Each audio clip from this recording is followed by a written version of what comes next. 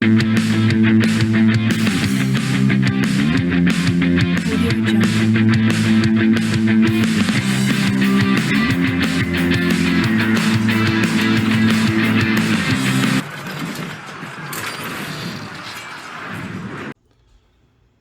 Wargamers, just a quick video, show you what I've been working on.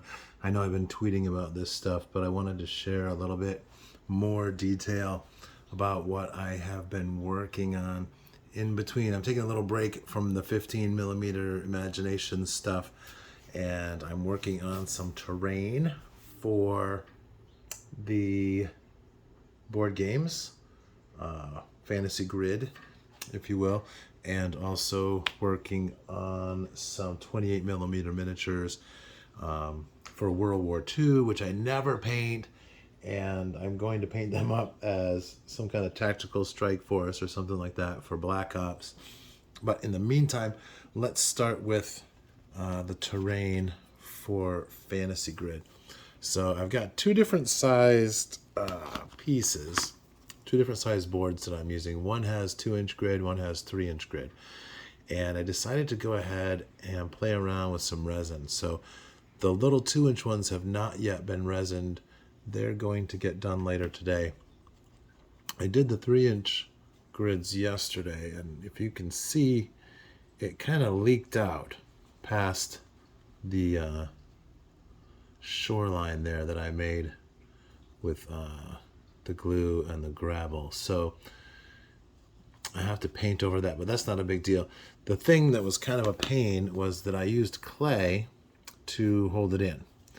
And unfortunately, when you take this clay off, it sticks much more than I thought it would. So it was kind of a pain and a real drag getting it off the first piece. But after I did 6 of these, I kind of got it down to a kind of a system. So I just get the X-Acto, scrape off as much of the clay as I can, and then I just get in here and I'm going to cut out the extra resin. Well, that's getting into the glue there, and I think I just carved into the stupid canvas. That's all right.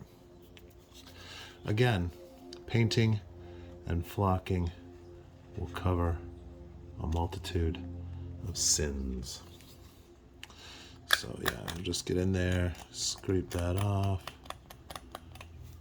Lucky for me, I've got a whole bunch of extra blades because I am definitely chewing up this blade today.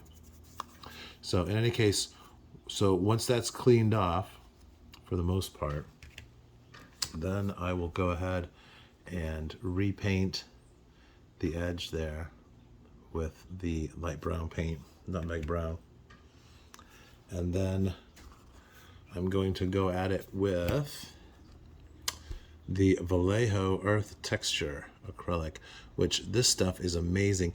It almost looks like it's a metallic, some sort of metallic thing. And yes, there's some brown in there I was mixing.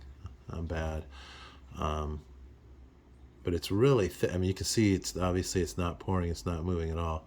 Super thick, so you can play some games with watering it down and making things look more like mud. I left it mostly thick on here, as you can see. Now this has already been dry brushed once with that light brown that I did here, and so I think I need to hit it again with something a little bit lighter, maybe some khaki or territorial beige, something along those lines, just to really bring out this roughness. This is also the first one I did, so I'm going to try to take it a little bit easier so I have more of the gravel showing from beneath. And then I'll go at the canvas portion once again. You can see here I just sort of did a rough fill in, but I'll go ahead and do some wet blending and make that look nicer, so that will fit right in on the game board.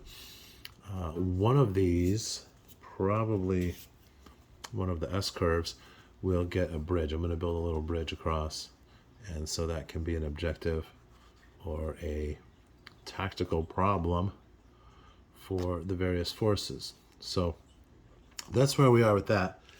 The resin I'm using is a two-part resin, and it's this Poron. You see that? Stupid light. Is this light too much?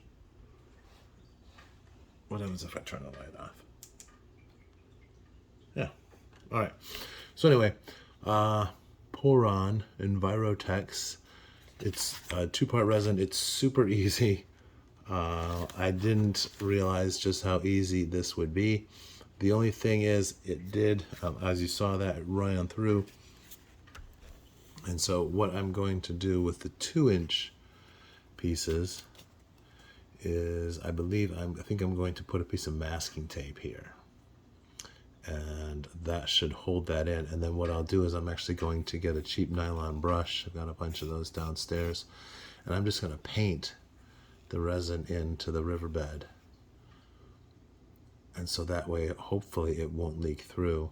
And then I'll go back and add a little bit of the earth texture and then wet blend these paints back in to make it look good.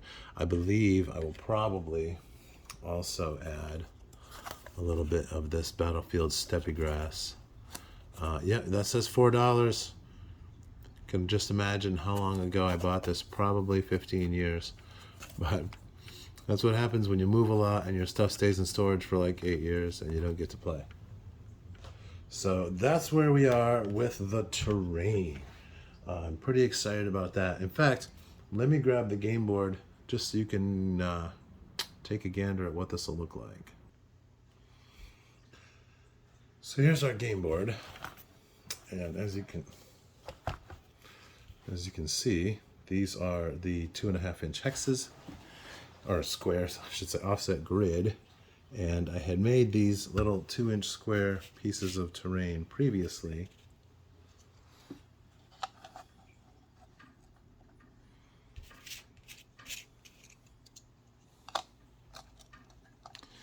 To represent hills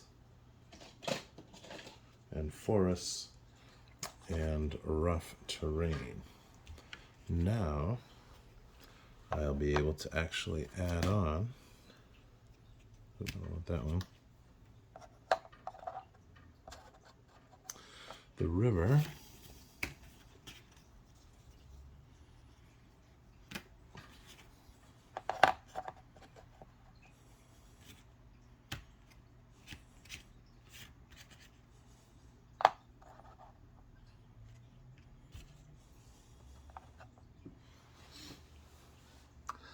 And that will give us a little bit more, tactical options and opportunities, obstacles, if you will, to game around.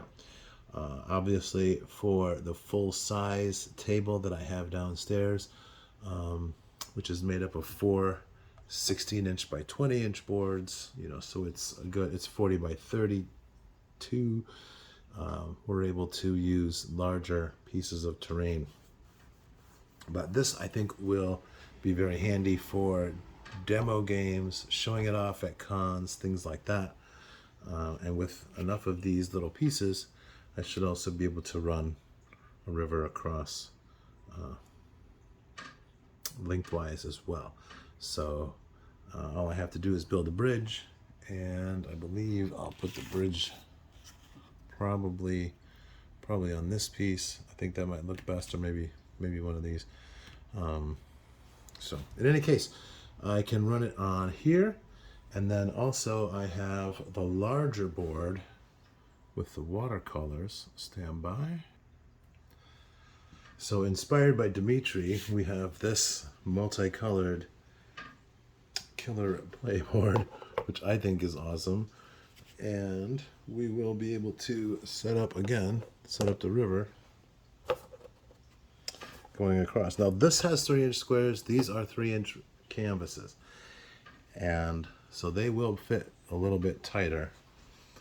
But I think that still looks pretty cool, especially with the resin in there. That really dresses it up and gives it a little bit more of that finesse and professionalism.